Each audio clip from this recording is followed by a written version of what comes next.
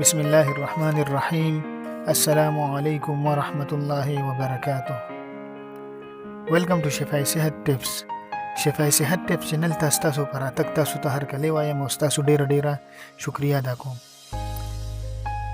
مینوالو چې کوم خلکو ته د تبخیر معدې مسله نه یعنی لوګه ورته نه لګي، په معدې بوج وي او درنواله شان ورته محسوسیږي، قبض یې هم وي او د تبخیر سره ورته خوب کې هم کمی وي، نو داسې مریضانو دپاره نن ما یو ډیره زبردسته او مجربه نسخه راوړې ده چې هم دا قسمه مریضان یې استعمال کړي او انشاءالله روغ جوړ شي.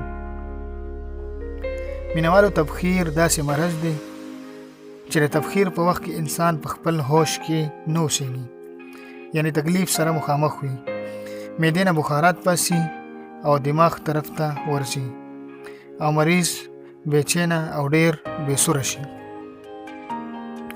او دې سره د نزلې زکام مریض ترې جوړ شي.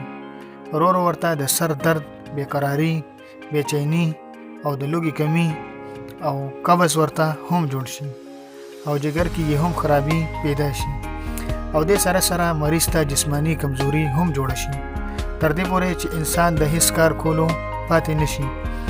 نو دې نسخې سره به انشاءالله د معدې طاقت پیدا شي، قبض به هم ختم شي، لوګه به هم لګي او خوراک به هم ډیر سر هضمیږي او ټول دوک او تکالیف به انشاءالله ختم شي.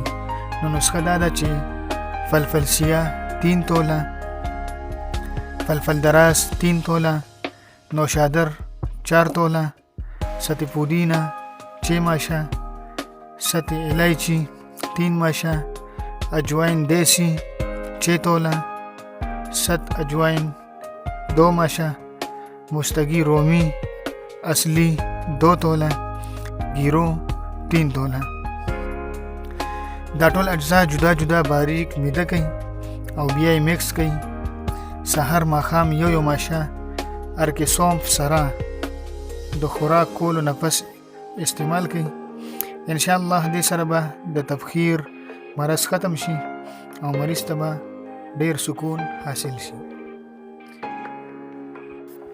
مینوالو، د ځان او د صحت خیال ساتئ. الله تعالی مو خوشحاله، ښاد او آباد لره. انشاءالله راتلونکي نوې ویډیو کې به بیا ملاویږو. اوس تاسو نه غواړم اجازت د لوی الله په امان.